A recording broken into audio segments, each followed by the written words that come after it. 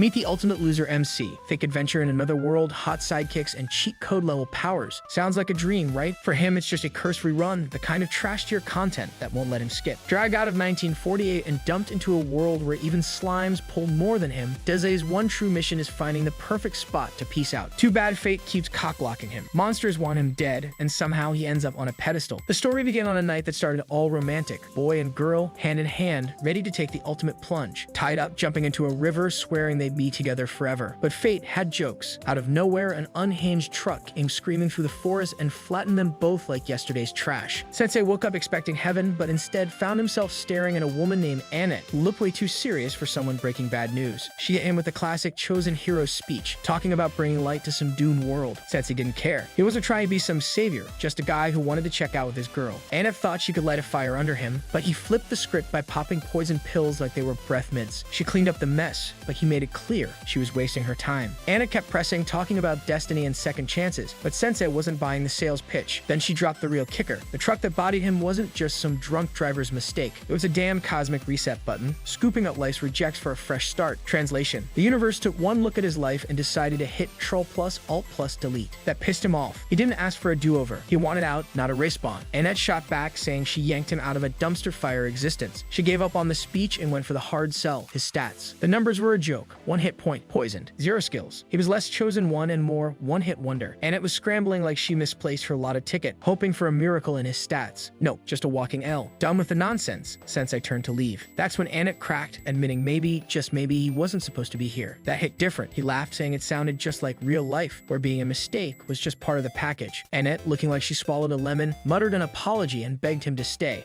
Sensei shrugged. This world was dangerous, but he wasn't looking to play hero. He was looking for a final resting place. That threw Annette for a loop. Most otherworlders showed up flexing like they owned the place, but he was different. Before leaving, she asked him to pick a profession at least. He smirked. Born a writer. Then he walked off. Annette, looking weirdly pleased, whispered that she had been waiting for him. Outside, the first problem hit. He couldn't read the signs. No cafes either. A voice in his head chimed in, handing him 5 experience points. Then bam, level 2. Then the world went to hell. A tree came crashing down, splitting the ground, and some girl's scream ripped through the mess. She was about to be Monster Chow and begged him to save her. Sensei, not impressed. He asked if he could write a novel about her instead. She kept screaming though, so he half-heartedly reached out, then stopped, mumbling that he couldn't do jack. The monster didn't wait, snatched him up like an appetizer. The girl, still panicking, shouted that the tree was sucking their life away. Sensei, completely unbothered, said it sounded like a solid exit plan. Then the tree exploded. Darkness ripped through the air and Sensei was somehow still standing. A voice announced he had done 300 damage just by existing while poisoned. The girl looked at him like he had just pulled off divine intervention, watching as the monster keeled over. Turns out, this dumbass had accidentally won by being so toxic even nature couldn't handle him. Level 3. She stared in awe, wondering if he was poisoning himself on purpose. He rolled his eyes. It wasn't heroics. Every time he tried to check out, the world kept throwing him back in. She thanked him, which was weird. He didn't do anything. Offered him shelter, too, but the mention of Sakin dragged him back into his own head. He ignored her. Only one goal mattered, finding Sakin and finishing what they started. Somewhere far off, Annette's side, sending up a half-hearted prayer for this dumbass's safety. When he came back, he had a smug grin and a cat girl hanging onto him. Annette stared like he had just robbed a pet store. Sensei, casual as ever, asked if she'd seen Sakin. No luck. The cat girl, full of herself, said not to worry. Their reunion was fate. They headed to Roth, but Annette got all huffy about them holding hands. Then she got even madder when the cat girl revealed that Sensei had saved her. Annette didn't like that one bit. Meanwhile, Sensei found what looked like a bed, but no, a coffin. He shrugged, told the girls to wake him in town, and called it a night. Annette flustered, muttered that he got the cat girl's name right. Then for some reason, she yanked him into the coffin, mumbling something about her duty as a clergyperson. Tama had it up to here with carrying the coffin and finally snapped, telling Sensei to walk like a normal person. No response. Worried the dude might actually be dead, Annette checked his stats. Just knocked out. They were close to the castle, so she begged Tama to hold on a little longer. Inside the coffin, Sensei dreamed of finding Sakshan so they could clock out of life together. Reality had other plans. They rolled up to Roth, the castle town, and Annette and Tama popped open the coffin. Sensei, groggy and confused, realized he wasn't in his world anymore. Before he could process, Annette suggested they see the king. They ditched the coffin in the middle of the road and headed to the castle. King Thomas and his daughter Charlotte welcomed them, offering food and shelter. When asked about his life, Sensei struggled to think of anything remotely pleasant and settled on saying he liked the coffin. Annette, quick on her feet, buttered up Charlotte, only for the king to drop a twist. Charlotte was getting married. He wanted advice on picking a husband and summoned the lucky contestants, Warrior Gomes and Minstrel Otto. Thanks to the demon lord wrecking everything, monsters roamed the land like VIP guests. King Thomas, too old and tired to fight, came up with a genius idea: marry off Charlotte to a reliable musclehead or a musical child childhood friend. But Charlotte wasn't feeling either option. Instead of handling it himself, the king thought it'd be smart to let some random strangers make the call. When the decision moment hit, Sensei didn't hold back. He called out Thomas for being reckless, pointing out how brain dead it was to let outsiders decide Charlotte's future. If Thomas couldn't handle basic decision-making, what was he doing wearing a crown? The whole room went silent. Surprisingly, Thomas agreed, then casually dropped a nuke. Charlotte actually liked Sensei. That night, while everyone slept, Sensei stared out the window, lost in thought. Annette caught him and asked if he couldn't sleep. It was a usual thing. She tried digging deeper about Saction, but spotted something suspicious. A tail poking out from under Sensei's blanket. One yank later, Tama was exposed, curled up on his thighs like a smug little goblin. Annette's jealousy kicked into overdrive. Snuggling was her territory, not some freeloading cat girls. She grabbed a pillow and whacked Tama awake. Tama whined about being cold, flexing her cat instincts to claim the prime warmth spot. Annette wasn't buying it. The two squared up, escalating into a full-blown pillow war. Sensei dipped outside to escape the nonsense and found Charlotte chilling by the lake. She invited him to sit. He cracked a joke about wanting to sink into the water forever. Charlotte, caught off guard, asked if he actually wanted to die. Sensei dodged, saying her problems were bigger than his. Charlotte vented she wasn't into Gomes or Otto, and everyone expected her to pick one anyway. Sensei laughed it off, telling her to quit overthinking and just follow what she actually wanted. The next day, King Thomas summoned everyone for Charlotte's big decision. Annette bet on Gomes, Tama backed Otto, but Charlotte pulled a wild card. She grabbed Sensei's hand and said she wanted to dive into the lake with him. The room imploded. She explained that Otto sang for performance, not love, and Gomes, he just stank. When the king urged her to pick someone, Charlotte finally snapped. She called him out for pushing her into marriage without considering her feelings. Sensei, respecting her resolve, understood why she chose him. Before Sensei could respond, Gomes ripped off his helmet, revealing himself as a Dark Lord's lackey. The dude had been scheming to take over the kingdom, but Charlotte unintentionally exposed him. Sensei asked if she knew, but she just thought you reeked. Gomes, now busted, went full villain mode and threatened to kill them all. The guards rushed him and got bodied instantly. Tama, realizing Annette was still out cold, dragged her away just in time to dodge a collapsing pillar. With Annette down, Tama had to step up. At level 14, she could scrap, but Otto's music, just background noise. No buffs, no boosts, just vibes. Gomes lunged and Tama cracked him in the face, but it barely fazed him. He sent her flying and promised to tear her apart. Before he could, Sensei offered himself and Charlotte up first. Gomes, thinking Sensei was joking, agreed, and mentioned he'd destroy the kingdom after. Sensei didn't care. He'd be dead by then. Charlotte hesitated. Dying wasn't looking so good anymore. She admitted she wanted to live to protect the kingdom. Sensei, satisfied she found clarity, shoved her out of the way and took the hit. As Gomes went in for the kill, Annette snapped awake, throwing up a light shield just in time. She vowed never to let Sensei die while she was around. Gomes, running purely on brain cells borrowed from a brick, rammed his horns into the shield and left himself wide open. Tama wasted no time, launching him into the lake like a discarded boot. Relieved, Tama and Annette locked eyes, finally sharing a moment of mutual respect. Meanwhile, Otto was off in his own world, strumming away like a background NPC. Once the dust settled, Thomas rushed to Charlotte, guilt plastered across his face. He owned up to everything, admitting he failed as a king and father. He begged for her forgiveness. Charlotte, proving she was built different, forgave him but didn't stop there. She laid out her vision for the kingdom's future. She wanted to lead, to face the challenges ahead. Seeing her determination, Thomas knew it was time. He handed her the throne, crowning her queen at 16. As Otto kept playing his music like he was on a solo tour, Annette and Tama hauled Sensei's coffin toward their next stop. They chatted about Charlotte's gutsy move, actually managing to get along for more than 5 seconds. Right on cue, Sensei popped out of the coffin, smug as ever. He dropped some wisdom. The best part wasn't Charlotte becoming queen, but that she made her own damn choice and owned it. Dragging Sensei around for hours had Annette wiped out, so Tama finally told her to take a break. They stopped, and the first thing Sensei did after cracking open his coffin was ask if it was time to eat. Annette tossed him some bread, but he turned his nose up, wanting boiled tofu instead. No tofu, no deal. He'd just go back to sleep. After the break, Tama wanted to know how much longer until they reached the house. Annette said a few days, but first they had to stop by Zweiten Temple. Tama side-eyed her, asking why. Annette explained that people from other worlds usually popped up at one of 4 temples to fight the Dark Lord. But since Sensei was on a mission to find Saction, she figured the temples might hold some clues. If that didn't work out, they'd go somewhere else. Annette had already made up her mind to help Sensei, even though her old job was all about pushing people to fight the Dark Lord. Tama teased her for being all starry-eyed over Sensei, but Annette wasn't having it. Said the guy had given her a new purpose, so she was sticking with him. Tama threw a curveball, asking if she'd still help if Saction turned out to be Sensei's lover. Annette flinched, but still wanted to know the truth. Then Tama wondered if Annette could even step foot in the temple after quitting her job. Annette wasn't sweating it. She was tight with head honcho, and her familiar had already delivered her resignation. Right on cue, the thing came flying back, munching on Sensei's head. After patching up Sensei, Annette started ranting about her familiar, regretting ever trusting it with her resignation. Then, in a move straight out of a bad joke, the creature barfed up the letter, making it look like she straight up coasted her job. Sensei, staring at the disaster, figured the little menace needed a name. Melos it was. The creature seemed to like him, but he just sighed and climbed back into his coffin. Annette started stressing about her unemployment claim getting denied, but before she could spiral, Melos bolted, signaling trouble. A dragon came swooping down and Annette freaked. This wasn't in her skill set. Just as things were about to get nasty, a girl appeared, casually petted the beasts, and warned them to clear out before more monsters showed up. She mentioned one of her crew had died. Annette, trying to calm her, explained Sensei wasn't dead, just some otherworlder who liked napping in a coffin. When the girl realized Sensei was from another world, her whole vibe shifted. Turned out she was a dragon girl with a personal vendetta against otherworlders. No more talking, she went straight to blasting. Annette barely managed to block the attack, but the impact sent them flying. The sheer force of it made one thing clear: this girl wasn't playing around. As Annette tried to get up, the dragon girl slammed them back down, flexing her power. That's when Annette spotted it, the Dark Lord's mark on her neck. Before she could react, Sensei stepped in, throwing himself in the line of fire. The Dark Lord smirked, punched straight through his chest, and let him drop. Introducing herself as Waldelia, she wished him peace before walking away. But Sensei wasn't staying down. Laughing through the pain, he stood back up, recognizing the hate in her eyes because he once felt the same. Waldelia, suddenly spooked, called for a retreat. Sensei, on the other hand, finally collapsed. Melos, proving its worth for once, dragged them all to the temple. Isha, seeing Sensei's sorry state, rushed to Annette but tended to him first. She called for backup, and by the next day, Sensei was up, only to grab poison first thing in the morning. Annette thanked Isha for saving him and promised to return the favor. She then asked about Sakshan, but Isha had never heard of the name. Her guess, probably at another temple. Then she gave Annette a hard look, wondering why she was running around with an otherworlder. Most of them were bad news. She brought up Kotaro, who had abused his powers, flooding the world with gold and trying to bribe her. Annette defended Sensei, but Isha wasn't convinced, said he looked like trouble. Isha warned her to be careful, but Annette insisted Sensei had been a good influence. The argument might have held weight, except Sensei picked that exact moment to ask for money to buy drugs, and Annette handed it over without blinking. Isha started rethinking everything. She then asked about Sensei's gift, only to be shocked when she found out he had none. No special powers, nothing. Yet he had still protected Annette and Tama. Isha was even more unsettled when she mentioned that otherworlders had supposedly killed the Dark Lord. His blood had soaked the throne, and now some otherworlder sat in his place. Meanwhile, Dilly was out for revenge, swearing to avenge her father's death. Annette told Tama the Dark Lord had been killed a week ago, meaning peace might finally be coming to Zauberberg. But if that was true, then why had Sensei been brought here? He'd arrived around the same time as the Dark Lord's death. Something wasn't adding up. Sensei, trying to make sense of everything, started writing down the chaos he'd been through, only to rip up his notes in frustration. Annette asked if he had written about her, but Sensei admitted he hadn't. After meeting Waldelia, he was chasing something more exciting. Tama warned that she wasn't about to get dragged into something reckless. Annette, on the other hand, figured a little shopping spree might do them some good, especially if it meant grabbing some armor to keep Sensei from dying again. Suited up in heavy armor, Sensei actually seemed comfortable in it. Annette told him to stay put while they shopped. Meanwhile, Isha spotted him and immediately demanded a talk. She told him to cut ties with Annette, said sticking with him would ruin her life. Sensei just shrugged, saying it was Annette's choice, not hers. Isha wasn't buying into the whole otherworlder equals disaster thing without proof. But before she could argue more, a strange noise caught her attention. That's when she saw Kotaro dragging in another otherworlder, Suzuki. Suzuki, standing before the crowd, boldly declared the Dark Lord was dead. But instead of freedom, he corrected them, it was just a new boss. The otherworld was in charge now, and he expected everyone to bow. Then Kotaro, smug as ever, spotted Annette and called her out for hitting him with coins before. Suzuki, not missing a beat, stepped in, livid that Annette had dared to lay hands on an otherworlder. He warned her not to do it again. Got it. Here's a rougher, street-style version with more slang and attitude. Suzuki clocked a hand on Annette's head, and just like that, she went from bossy to blank-faced. Tama clocked something was off real quick and squared up with Kotaro, demanding answers. Dude just smirked, all smug, and spilled that anyone Suzuki touched turned into his personal puppet. Tama saw red, ready to lay hands on Kotaro till he made Suzuki undo it. But before she could even swing, Suzuki got her too. Isha finally rolled up, already mad as hell. She wasn't having it. She had trained Suzuki to use his powers for good, not this dictator nonsense. But Suzuki was long gone, drunk on power, acting like he was king of the world. He declared the town his new fortress and Yusha's church. That was his castle now. His goons went wild, trashing the place, and even mind-controlled Tama got in on it, taking her rage out on Sensei's armor. Sensei found it hilarious. Annette had really saved his ass making him wear it. Tama, throwing haymakers like a maniac, ended up cracking the armor so hard she knocked herself clean out. Sensei, now freed from the clunky metal, just stuffed her into a barrel to keep her from causing more chaos. Isha landed beside him, relieved he wasn't dead, but still convinced otherworlders like Suzuki were walking disasters. She pointed out that Suzuki had started out weak and quiet, but too much power had turned him into a straight-up monster. Something about that hit different for Sensei. He wanted to know where Suzuki was. Isha told him the church. He told her to watch Tama while he handled it. Isha thought he had lost his damn mind, fighting a hero with no special abilities. But Sensei wasn't there to fight. He was there to write. At the church, Isha stayed on high alert, but Sensei, cool as a damn cucumber. Before she could stop him, he chugged a whole bottle of poison. Isha assumed it was for the beasts, but nope, he drank it himself. She suggested sneaking in through the back, but Sensei Sensei wasn't about that life. He strolled right through the front door. Suzuki, expecting another ass-kisser, was all smug when Sensei said he wanted to write his story, until Sensei clarified he wasn't writing about a hero, he was writing about a power-drunk loser who let a little clout go to his head. That did it. Suzuki snapped, sicking his hellhounds on Sensei. Yusha jumped in, blasting lasers, but there were too many. Fireballs rained down, and just when it looked like Sensei was done for, a floating helmet tanked the hits and sent them flying back. It was Mello's, trolling low-level magic. Kotaro was losing it. Sensei had plot armor. Suzuki wasn't laughing though. He called his ultimate beast, Wolf, to handle things. The thing lunged at Sensei, bit down, and dropped dead. Yusha caught him quick. The poison. Kotaro, gone. Dipped the second things looked bad. But Suzuki had one last card, Annette. He ordered her to finish them off. Annette, still under his control, charged at Yusha with a dagger. Yusha tried to dodge, but Sensei wasn't worried. He called out to Annette, telling her she wasn't a puppet. She fought against it, shaking until she did the wildest thing. She stabbed herself instead. The spell broke. She collapsed into Sensei's arms, free but bleeding out. Sensei passed her to Yusha, telling her to patch Annette up. Suzuki shook. If his control wasn't absolute, what was he? The panic set in. He looked for a knife. If he couldn't be king, he'd rather check out. But Sensei caught his wrist. Not yet. He wanted the real story. And Suzuki told it, a nobody. Bullied, weak. Then one day, boom, dragged into this world and handed god-tier powers. But power didn't fix his problems. Even when people called him a hero, he still felt like nothing. He tried playing villain, but even that felt hollow. He had no purpose and a real goal, just a bottomless hunger to matter. Sensei listened, eyes sharp, and then, like some cosmic joke, a magic circle formed. Yusha and Annette recognized it, a summoning circle. But this time, instead of calling someone in, it sent someone out. Suzuki vanished, sent straight back to Earth. Annette caught something on Sensei's status screen, a new skill. Yusha figured it out. Sensei wasn't just some random drop-in. He had a gift, all right. He was here to deal with otherworlders. With Suzuki gone, his creatures dipped, and the town finally exhaled. Tama, somehow crawling out of her barrel, was confused as hell, but didn't question it. Yusha decided Sensei deserved a reward and had a custom coffin made for him. Fitting. She warned Annette one last time about how dangerous this was gonna get, but she also respected her decision to stay. As they prepped to move on, Yusha asked Sensei what he thought about Suzuki's downfall. Was it because he was summoned? Sensei didn't have a clear answer. Suzuki's story wasn't over. He had a second chance back on Earth. What he did with it, that was his call. And back on Earth, we saw Suzuki again. No magic, no minions, just a dude trying to get his life together. Maybe this time he'd get it right. After Sensei and the crew bounced, Yusha hit up the church to report. Wolf was already knocking back drinks like it was his last day alive, complaining about smelly dwarves ruining his mood. Elton called out the blatant racism, but Wolf, ever the professional, half apologized before roasting Elton for being a goblin bishop. Elton clapped back so hard it had Wolf fuming. Cardinal Miller rolled in, shutting down the bickering. He introduced Arya, the new bishop replacing Annette. Arya barely settled, got grilled for missing the memo that Princess Charlotte had taken the throne. Wolf brushed off his report with some generic nonsense about dwarves, but Yusha dropped the real bomb. An otherworlder had turned Vale into a disaster zone. That was only half the problem. The bigger issue? The otherworlders themselves. The Pope, once buddy-buddy with them, now saw them as a threat after they took down the Dark Lord and claims Zauberberg for their utopia dream. The alliance with the church was crumbling and whispers of war were getting louder. Arya looked like she'd rather be anywhere else, but Yusha had a wild card, an otherworlder who could send invaders packing back to their world. Sensei might be the ace in the hole. Meanwhile, back in the Dark Lord's ex-territory, two otherworlders stuck around while the rest scattered to claim new turf. Over in Sensei's camp, Tama was hyped for an actual bed, but got a system notification. Her level had shot up to 17 just from hauling stuff. She wasn't thrilled about the grind XP, but whatever. Annette went looking for an inn, and a kid perched on a signpost offered directions, plus an expensive 40,000 Genico intro to a hero. Tama, with her bad history with otherworlders, wasn't buying it, but Annette, forever in Sensei's corner, forked over the cash. The kid misunderstood, thought Sensei's coffin needed guarding, and nearly jumped out of his skin when Sensei casually emerged from it. Stashing the cash, the kid promised an intro later that night. At the inn, Sensei already knew the comm was coming. The innkeeper confirmed Mirror, the so-called guide, was a known scammer who had never met a hero in his life. Annette took the L hard, and Tama tried to console her. Meanwhile, Mir lounged under a bridge, pleased with his earnings, until some shady figures snatched him up and dragged him to a shed, rifling through his stolen loot. Three goons had him trapped, but Mirror, master of bluffing, claimed the hero would swoop in to save him. They laughed in his face. Turns out they were heroes, the kind who made villains look like saints. The bowman, one of the scumbags, conjured a magic crossbow and decided Mirror needed a deadly lesson. Mirror, realizing his idols were actually trash, braced for the worst. Right as the arrow flew, Sensei crashed the party, casually redirecting it straight into another guy's knee. He called them out, but they weren't about to feel bad over some street rat. Then the appraiser of the group checked Sensei's stats. An otherworlder, poisoned and running on fumes. The bowman, thinking he had an easy kill, grinned. But Sensei, unfazed, dared him to aim for the heart. The scumbags weren't dumb. Sensing a trap, they dipped, leaving Sensei standing there, quietly disappointed that they hadn't finished him off. Mirror, still tied up, nervously asked if Sensei was a hero. Sensei didn't even entertain the thought, just a guy trying to survive in a world run by adults playing gods. He told Mirror to keep his innocence as long as he could before the otherworlders chewed it up and spat it out. Then he left Nur tied up like an afterthought. The next morning, Tama noticed how drained Sensei looked. Annette, suspicious about his midnight stroll, demanded answers. Sensei, as vague as ever, called it an eventful night. Annette, immediately spiraling, assumed he'd been with another woman and started mourning her non-existent love life. Before things got any weirder, Nur showed up, demanding they hurry. Tama, still salty about the scam, wanted her money back. Nur, shameless as ever, insisted he hadn't lied. He was the hero he promised. He just wasn't all that strong. The squad was minding their business when Sensei nearly retched at an announcement about Grun Castle. Nur caught the cringe, but the others shrugged it off. Tama dumped coffin duty on Nur, who grumbled but complied. They hit Grun City, only for Tama's big mouth to land them in chains. In a dungeon, Annette prayed to a deep sky, while Nur side-eyed Tama, suspecting royal theft. Sensei, hyped for his own execution, fantasized about stylish deaths. Nur Zero Loyalty picked the lock, setting off Annette while Sensei whined about losing his perfect send-off. Their racket brought the guards, who trussed them up tighter. Sensei still begged to be executed. The guards labeled him a freak. Dragged before King Siberian, the crew got slapped with a kidnapping charge. Tama, revealing herself as Princess Matilda, explained she had ditched the palace for martial arts training. Annette backed her up, slipping into formal mode before Tama told her to chill. The king agreed to free them if Tama dropped her reckless escapades. Begrudgingly, she bowed out. At a tavern, Nur inhaled food while Sensei, sulking over his lost execution, popped poison pills. Nur nearly choked learning Tama was a princess. Annette fretted over her casual tone. Fawn, a nosy waitress and ex-lady-in-waiting, pried for details. Sensei, forever in detective mode, pushed for more. Annette warned him to let sleeping pasts lie. Fawn, hit by nostalgia, spilled. Tama, meanwhile, pondered her crew's shock, except Sensei, who had all the emotional range of a rock, when a sudden collapse had the king glaring in a throne-hijacking menace. Enter Kbara, the fallen angel of gluttony, eager for a demi-human feast. The king's thunder magic fizzled, his guards got devoured, and Kbara, unimpressed, decided Matilda looked tastier. Back at the tavern, Fawn revealed Matilda's lost twin, Leon, once the kingdom's golden child. A storm stole him and the queen, breaking the king.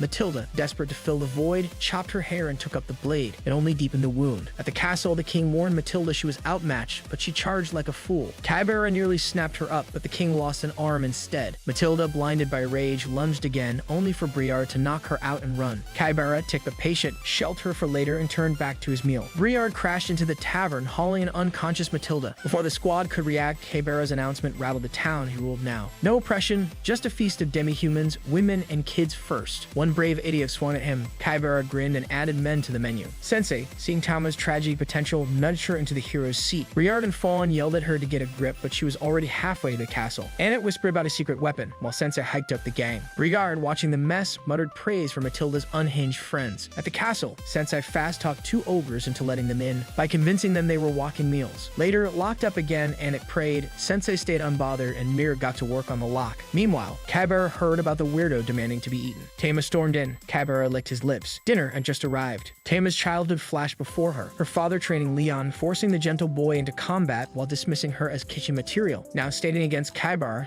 she swore to prove herself. Kybera grinned, knowing she'd crumble once he used her father as bait. The demon's corpse flew at her, then lightning struck, hurling her into the wall. The pain was familiar, her father's magic. Kybera cackled. His gluttony allowed him to steal abilities through taste, and he'd be feasting on her next. Meanwhile, Sensei and his crew cracked open the queen's old dresser, unearthing a hidden book. Back in the throne room, Kybera toyed with Tama, battering her with lightning and kicks, reveling in her suffering. Memories of Leon's training surged through her, pushing her back to her feet. Kybera, amused, reminisced about his past, torturing maids, beating homeless men, escaping consequences, until Truckcon launched him into this world. Laughing, he vowed to devour everything. Sensei stepped in, freezing Kybera's jaws mid-sentence. As Kybera struggled, Sensei mocked his backstory, calling it worse than shadow hunters. Mir and Annette arrived, declaring divine punishment. Furious, Kybera unleashed a storm, sending them sprawling. Sensei handed Tama a stack of glowing pages, their magic wrapping around her. Kybera scoffed, promising a gruesome end. But as golden light flared from Tama, the divine beast's crest seared into her skin. She stood, unshaken. Kybera sneered. This wasn't an Anine with a clean victory. He'd make sure she died screaming. Sensei lit a cigarette, smirking. Maybe Kybera was in for a shock. Tama moved first, dodging lightning, her fist slamming into Kybera's jaw. A headbutt followed, sending him stumbling. Enraged, he prepared a final strike, but Tama's 100 fangs tore through him. Blood pooled beneath him. The fight was over. Or so they thought.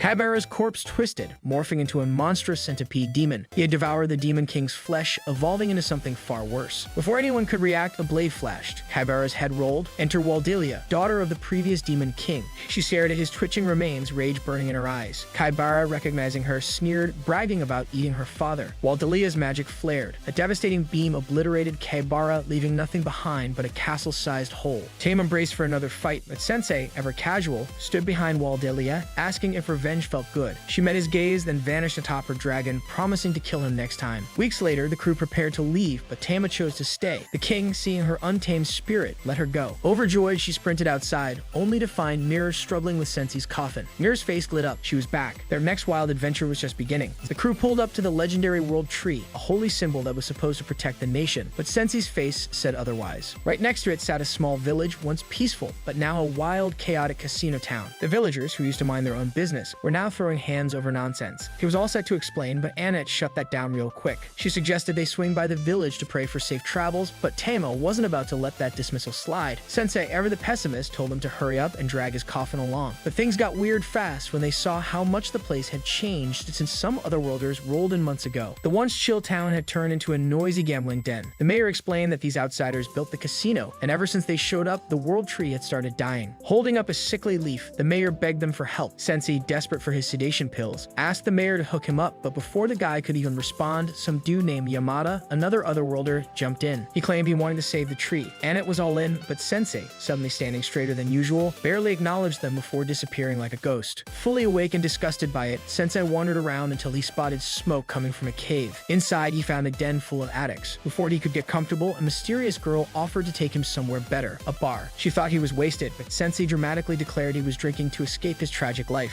Unimpressed, she explained how the cave people were using the world tree's leaves to numb their pain. When Sensei complained about his health keeping him awake, she offered to help him sleep with a dance. Skeptical but curious, he agreed, and for the first time in forever, he felt real peace. Meanwhile, Annette was losing it, running around looking for Sensei. Her panic hit another level when the girl carried an unconscious Sensei to the mayor's house. Furious, the mayor scolded the girl Ash, a witch notorious for siding with the otherworlders instead of fighting them. The villagers saw her as a traitor, but she made bank seducing outsiders with booze and dancing. Yamada declared she had to pay for her crimes, and the mayor practically threw himself at Yamada's feet, begging him to save the town. The next morning, Sensei was ready to dip, but Annette reminded him the fight against the otherworlders was about to pop off. Sensei, unbothered, said he never signed up for this nonsense. He just wanted the peace he found at the bar. Annette tried to stop him, but Yamada stepped in, claiming Sensei had already fallen under the witch's spell. He reassured Annette that Sensei would snap out of it once they saved the town. Back at the bar, Sensei thanked Eshi for helping him forget his past and finally get some sleep. Eshi warned him not to get too attached, worried she'd end up ruining him. But Sensei said that's exactly what he wanted. They toasted to their miserable lives, and Eshi shared the legend of the world tree. When its spirit descends, the weak and sick will be saved. She suggested he pray to the tree, but he caught her off guard by saying she was the one who needed saving. He pointed out how her dancing was full of sadness, leaving her speechless. Before they could dig into that, a gang of thugs stormed in, threatening a man who had lost everything gambling. One of the goons whined that the casino wasn't making enough, suggesting they move elsewhere, but the boss shut that down, planning instead to rope the nearby villagers and get them addicted to the world tree's leaves. Hearing this, Eshi reminded the boss of their deal. She had paid him protection money to leave the villagers alone. The boss didn't care, ordering his crew to get the villagers hooked. When Eshi protested, he tossed her aside like trash. Sensei helped her up, telling her she wasn't a witch, she was an angel. Right then, the ground shook and part of the casino crumbled. Yamada stepped up, announcing that justice would be served, including for the so-called witch. Just as he was about to throw hands, Sensei strolled in, annoyed by all the drama. Sensei waved off Yamada's self-righteous speech, but Yamada called him a disgrace and told him to pick a side. Sensei, unimpressed, sat down and yawned. Yamada made quick work of the thugs, sending them running. Eshi thanked him, and Yamada basked in his heroic moment, thinking she'd finally changed. The villagers cheered for Yamada, then immediately turned on Eshi, calling her a traitor and demanding she leave. Yamada tried to defend her, but the mob wasn't having it. Sensei, done with her nonsense, called everyone scum. He told them Eshi had kept the town safe by keeping the real threats under control and called her the only real savior here. The crowd didn't care. Eshi sighed, apologized, and left while the villagers partied like they had won. Yamada, horrified, realized they had made a huge mistake. Sensei, unmoved, pointed out that righteousness and evil were just two sides of the same messy coin. Yamada, now questioning everything, asked if it was his fault, but Sensei said the town had chosen to throw away the only person actually looking out for them. As they left, the mayor asked Yamada to take over as the town's protector. Then, in a twisted move, the villagers decided to profit off the world tree's leaves themselves. Horrified, Yamada listened as the mayor bragged about the money they'd make and even offered him 10% for protection. Doubt started creeping into Yamada's mind. Sensei, weighed down by his failure to save Eshi, stood in silence. Suddenly, the world tree withered completely, its last leaves crumbling away. The mayor stood frozen, his grand plans falling apart in front of him. Then Eshi reappeared before Sensei, looking different. She thanked him for understanding her and hoped he find peace. Before fading away, she left him a bottle of sedation pills. Realizing who she really was, Sensei took the pills, closed his eyes to calm his nerves. The squad was out here, struggling in the desert, heat slapping them like a debt collector. Nurse stopped to pour some water on the magic carpet before it passed out, while Sensei cracked jokes about dying of heat stroke. Tama, already fed up, asked if they seriously had to cross this never-ending sandbox, but Annette hesitated. Yeah, it was the fastest way to the Dritten Temple, but she wasn't convinced they'd make it without turning to fried chicken. Nir, unfazed like he was on a casual evening stroll, shrugged and said he grew up in these parts. He knew how to handle the desert. Traveling in daylight was safer, he said, because monsters and bandits love to lurk at night. Too bad nobody told the bandits. Before they could even process that logic, some dudes jumped them. Toru, a flashy otherworlder, rolled up like he owned the place, demanding a toll for existing in his desert. Tama cracked his knuckles, ready to throw hands, while Annette told Sensei to hide, only to realize his coffin was hotter than the devil's sauna. Forget that. So Tama and Annette handled business, leaving the bandits flopping in the sand. Meanwhile, Sensei, half cooked from the heat, collapsed. Seeing a free hit, Toru turned to him, grinning like a shark. Nurse stepped in front, sword trembling in his hands. Toru laughed in his face, calling him out for being all bark and no bite. Then, just to be extra petty, he threatened to end Nir with some slow, painful scorpion venom. Sensei, half delirious and honestly kinda done with life, wobbled up to the scorpion like, yeah, just do it already. Toru, thinking it was a bluff, let the scorpion sting him, only for the scorpion to straight up die. Sensei groaned, complaining that he was still alive, while Toru lost his damn mind over his dead pet. Toru, seeing red, charged at Sensei, but before he could strike, a deep, blood-chilling howl echoed across the sands. Everyone paused. Toru cursed, realizing something bigger and badder was nearby. Deciding revenge could wait, he dipped. Annette patched Sensei up, but Nurse sat there looking like a kicked puppy, ashamed for freezing up. Tama tried to hype him up, saying he'd get another chance, but Nerd just called himself a coward. Sensei, still half-cooked, told him nobody starts out a hero, it's about falling and getting back up. Annette, still side-eyeing the desert, told Nir to get them out of here. He led them to Wust Orphanage, his childhood home. Kathy, the woman who raised him, greeted them with open arms. Dinner was banging thanks to a mystery donor who kept the place stocked. The kids, not missing a beat, asked Nir if he had finally become a hero like he promised. Nir, not wanting to let them down, said he was in a hero's party. Technically true, Sensei was with them and he was famous, but Sensei waved it off, saying he was just a writer. The kids begged him for a story, but Kathy told him to keep it PG. Later, as the kids slept, the howl returned, way too close this time. Kathy, shaking, said it was a wolf terrorizing the area. She locked the doors and told everyone to stay put, but Sensei was built different. He went out on one of his midnight strolls and found himself smack in the middle of a bloodbath. Instead of turning back like a sane person, he decided to investigate. Back at the orphanage, Nir was knocked awake by Tama punching him in her sleep. He noticed a shadow outside the window and remembered Kathy's warning. Grabbing his sword, he stepped outside, heart pounding. He ran into a guy carrying a basket of vegetables. At first, Nir thought he was a thief, but turns out he was the mystery donor. Nir asked why he didn't just bring the food in normally. The man, looking a little guilty, said he liked watching the kids' happy faces from a distance. Yeah, it was kinda creepy, but his heart was in the right place. They sat down and talked. Nir told him about growing up there, losing his parents and wanting to be a hero. The man listened, nodding like he understood. Then he asked for some travel stories, and Nir, eager to impress, started spilling all the crazy stuff they'd been through. Sensei, lurking nearby, took notes, enjoying the tale. By sunrise, the man got up to leave. Nir invited him to breakfast, but he declined, saying he preferred the shadows. Sensing some sadness, Nir convinced him to hang out a little longer, and they found an oasis, gathering crops for the orphanage. Meanwhile, Sensei, sick of the kid's energy, yeeted himself back into his coffin. Later, just as Nir was starting to relax, Kathy burst in with bad news. Nate had been kidnapped by Toru's gang. They were demanding a ransom. Tama cracked her knuckles. They weren't paying a damn thing. The squad pulled up on Toru's gang, ready to throw down. While Annette and Tama handled the bandits, Nir froze. Again, before Toru could take advantage, the man appeared, dragging Nir to safety. Then, in a wild twist, he revealed himself to be an otherworlder and straight up transformed into the feared wolf. Wolf wrecked Toru's crew, forcing Toru to drop Nate and try to run. But the man wasn't letting it slide. Fueled by rage, he went after Toru like a beast out for blood. Nir, desperate to stop the madness, stepped in and blocked the final blow. He begged the man to let it go, to not lose himself in revenge. The man, snapping out of his fury, hesitated, then backed off, ashamed. Back at the orphanage, the man finally told his story. He had lost his parents too, just like Nir. He had once seen a kind boy suffer and felt powerless to help. Sensei, watching closely, noted that despite his past, the man still had a good heart. The man sighed, saying his time was up. He thanked them and disappeared, returning to Earth. As he stepped back into his world, he saw the boy from his past, Nir, all grown up. Tears fell as he realized they had met again. Over at the Demon Lord's crib, one of the 7 evil heroes finds out Cadbera got wrecked in Grun. Meanwhile, Sengoku's out in the desert catching hands with the dwarven strongholds, thinking he had it in the bag, only to get humbled real quick by their Hell's Hand allies. Gritting his teeth, he admits the so-called Wizard of Hurricanes is the real deal. Out in the dunes, chaos erupts. The dwarves ain't backing down and blood's soaking the sand. Wolf, fresh out of booze, waves off Isha's concerns, playing the priest card like it excuses him from giving orders. Isha ain't having it, snatching his collar and demanding he get his act together, cause the fallen hero's army is on their doorstep. Sighing like it's a chore, Wolf Wolf tells Duran to bait the enemy east. Duran, the absolute madman, goes charging straight in, but hey, he still leads the lizard men exactly where they need to be. Once the enemies lined up like bowling pins, Wolf unleashes a hurricane straight out of a disaster movie, shredding them apart. The fallen hero dips and Wolf shrugs, telling Aisha they bagged the W for today. Just as he's walking off, Isha squints, and a look, it's Sensei, spinning in the hurricane like a rag doll. Fast forward to the victory party, and everyone's feasting. Duran and Wolf get the VIP seats, trading stiff nods of respect. Doors are still side-eyeing Wolf for being an elf, but hey, a win's a win. Meanwhile, Annette's stuffing her face like she ain't seen food in weeks. He's just confused to see her squad here, and Annette explains they got lost in the desert. Sensei, being Sensei, got yoinked by the hurricane, but don't worry, his coffin shielded him. The only problem? The thing got wrecked. Annette promises to get him a new one because apparently a guy needs a coffin on standby. Wolf mumbles an apology for nearly yeeting Sensei into oblivion, but Sensei's just mad the job didn't get finished. Somewhere in the background, Melos is drooling over Wolf's Femelos, completely smitten. Wolf's still all business explains they're smack in the middle of a war. The squad had no clue. Yisha lays it out. One of the 7 fallen heroes is gunning for their nation. Tama flexes, saying she already took one out in Grun. Wolf side-eyes her, clearly not buying it, and Tama puffs up, ranting about how strong her squad is, especially Sensei. Wolf's unimpressed, already heard about it, doesn't need their help, and tells them to get lost. Tama scoffs, wondering if he's really that powerful. Isha confirms, Wolf isn't just strong, he's that guy, the Wizard of Storms, one of the best mages alive. Even the fallen heroes would struggle against him. Meanwhile, back at the Demon Lord's castle, the Dark Knight strolls in, catching side-eyes from the evil heroes who weren't expecting him to chicken out. He shrugs it off, saying he'll handle it personally tomorrow. One hero suggests letting the women take care of things. After all, they're built different. The camera zooms in on a woman's hand tied up with rope that looks real familiar. Sakshan, sitting quietly, gives the slightest nod. Back in the village, Melos is sulking after getting curved. Sensei, ever the tactless advisor, tells him to suck it up and move on, but also offers to help him track his mystery girl. They name her Femelos because creativity is dead. Turns out, Femelos is with Wolf, and surprise, surprise, the guy's a magnet for fangirls. They're all up in his space, but he brushes them off. Sensei snickers about Wolf's fan club and nudges Melos to shoot his shot. Persistence might pay off. They tail Wolf and Femelos to some old house. Wolf knocks, waits, but nobody answers. Instead of throwing a tantrum, he just nods to himself and says he'll come back after the war. Sensei watches from the shadows, realizing that even someone as untouchable as Wolf has a story. Without a word, he drags Melos away, leaving Wolf to his business. The next day, Doran gets word of another attack. Battle's kicking off. Tama jumps up, ready to throw hands, but Doran shuts that down real quick, reminding her they're just guests. Outside, Doran and Wolf get the dwarf army hype, but things go sideways fast when a damn dragon, the Jade Dark Dragon, shows up, setting everything on fire. Wolf doesn't even flinch, ready to throw some magic at it. But the second he locks eyes with the rider, everything changes. A fallen hero, a girl. She recognizes him, calls him her old master, and snatches him up before anyone can react. Yisha tries to jump in, but one hit from that girl's dark magic leaves her barely standing. The girl smirks, promises to come back and finish the job later, then dips with Wolf. Yisha is still shaky, has no choice but to call a retreat. Back at the castle, she breaks the bad news. Wolf's been taken. Doran looks like the floor just disappeared under him. The castle's defenses are shot, and without Wolf, they're standing on thin ice. Meanwhile, Sensei, ever the opportunist, nudges Melos and whispers that Femelos is probably heartbroken right now, meaning Melos might have a chance to slide in. They hit up an old house Wolf used to visit, hoping to dig up some dirt on him. Sensei knocks, and when the door creaks open, an old lady gives them a look like she knows way more than she's letting on. Meanwhile, Wolf wakes up tied up in front of the Dritten Temple. Not his best morning. Yuriko, the fallen hero, stands there, eyes scanning the place like she's been here before. The guards notice her and rush in, but they might as well be running into a buzzsaw. She mows them down like they're nothing, then turns to Wolf, says he's the reason she got this strong, says he better stay out of her way if he wants to live.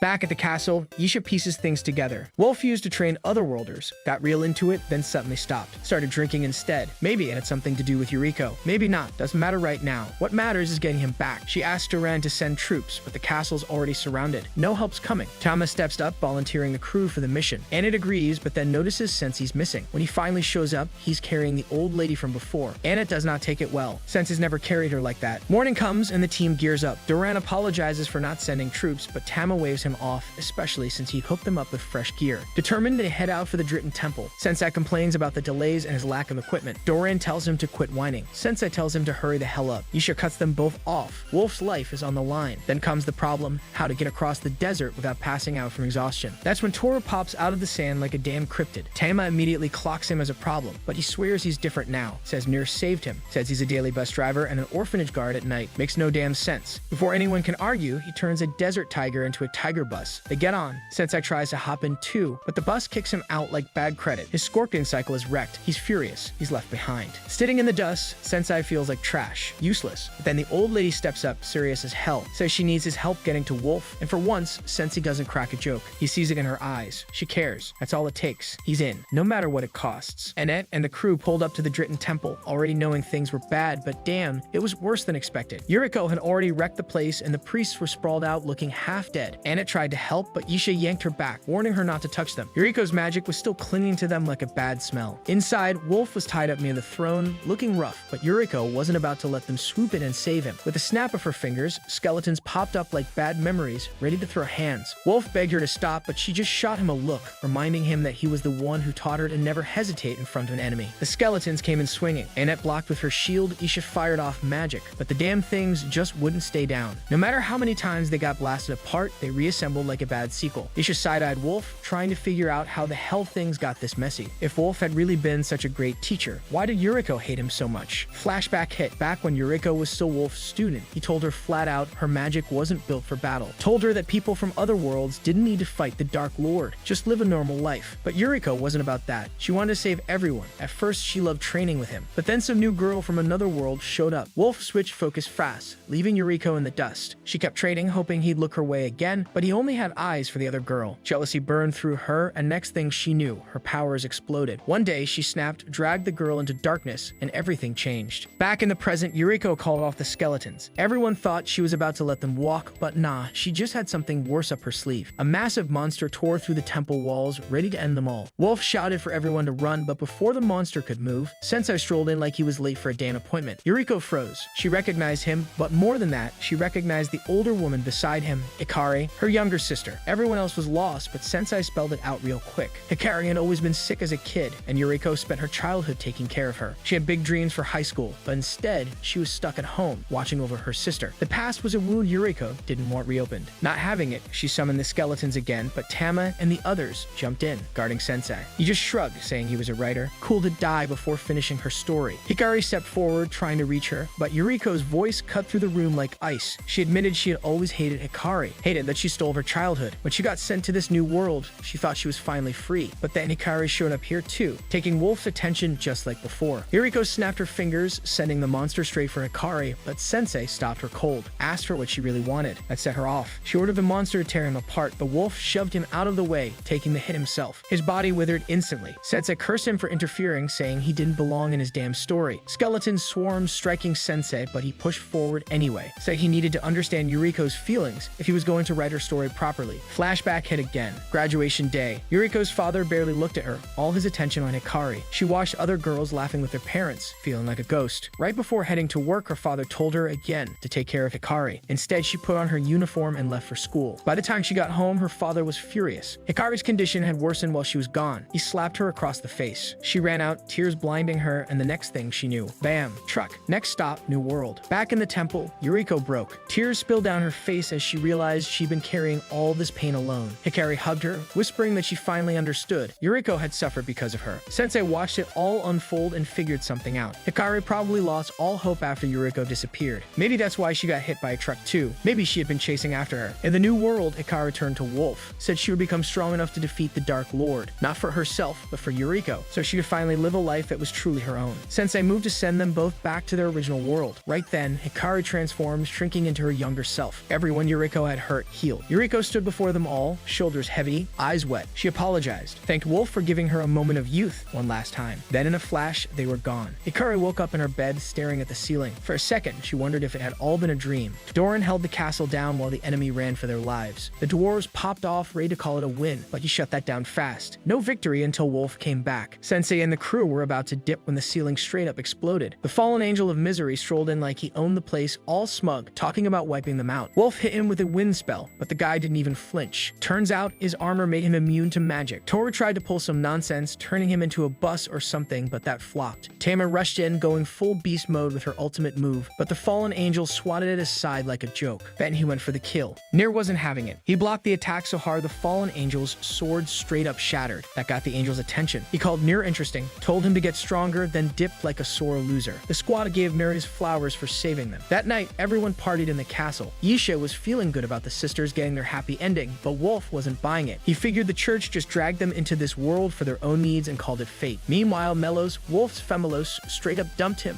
leaving leaving him looking like a sad puppy. Sensei tried to lift his spirits, then he spotted her, Saction. She was glad to see him, but he hit her with some real emo energy, inviting her to jump off the building with him to finish what they started. She shut that down quick, said he had changed, looked more alive. He denied it, swore he was still the same miserable wreck. Then his crew showed up, dragging Melos with them. Saction took one look at them and saw the truth. He had something worth living for now. She turned away, saying she couldn't stay in his life anymore. He called after her, but she was gone. Annette pieced it together. Saction was the girl he had been chasing all along. The next day, they hit up Rodos, the blacksmith guild master, who casually dropped that he had forged their weapons. Sensei, still wrecked over Saction, swallowed his pills and passed out. Mir asked about his sword, and Rodos told him straight it was too legendary for a rookie like him. Get stronger, then come back. Then Sensei, because he had zero self-preservation, jumped on some experimental death machine Rodos warned him about, said it wasn't adjusted yet, might kill him. Sensei didn't care, sped off like a lunatic while the gang scrambled after him. Meanwhile, the fallen angels linked up with Sakin. She was in a rare good mood. When they asked about Sensei, she just smiled, saying he had the power to change everything and was still as incredible as ever. Sensei's crew caught up to a random villager who told them they were in the same town where the old hero had prepped before storming the demon lord's castle. He showed them a statue of the hero in action, but Tama pointed out that it looked like the hero was just running away. The villager explained that Sensei had crashed into it with his crazy machine. Then came the real warning. Sensei had sped off toward the forbidden land of Orange, the only place the hero had ever survived. According to the villager, he'd be back soon or never. Inside the forbidden land, Sensei dodged giant beasts and crashed straight into a portal. That's where he met the fairy queen, Oberus, who greeted him as the second human to ever reach her. Sensei, naturally, thought he had died and finally made it to paradise. The fairy twins, Alulu and Solulu, demanded that he bow to their queen. Oberus asked him a simple question: what mattered more, power or trust? But Sensei wasn't playing hero. He wanted out of life entirely. Solulu called him insane, but Oberus felt something on him. As she's blessing, she figured he might be the one to finally bring peace. She told him he'd reunite with his soulmate and told him to keep living. For once, Sensei actually listened. He thanked her, and she handed him a gift, staying to use it if he ever needed the fairy's help. Then boom, he got teleported back. His crew waited, thinking he was done for. Mir assumed Sakin's rejection had finished him off, but then, crashing into the statue again like a madman, Sensei popped back into their lives, casually apologizing for making them worry. The villager lost his mind, furious that the statue got wrecked again. He blew a whistle, summoning Solulu, ordering her to fix it. She refused, but Oberus had her back, wishing her luck, which meant no choice but to do it. With that, Sensei and the squad left the castle, still chasing their fate. Everyone believed he would change the world, but no one knew if it would be for peace or pure chaos. Either way, the whole world was riding on his reckless, unhinged shoulders.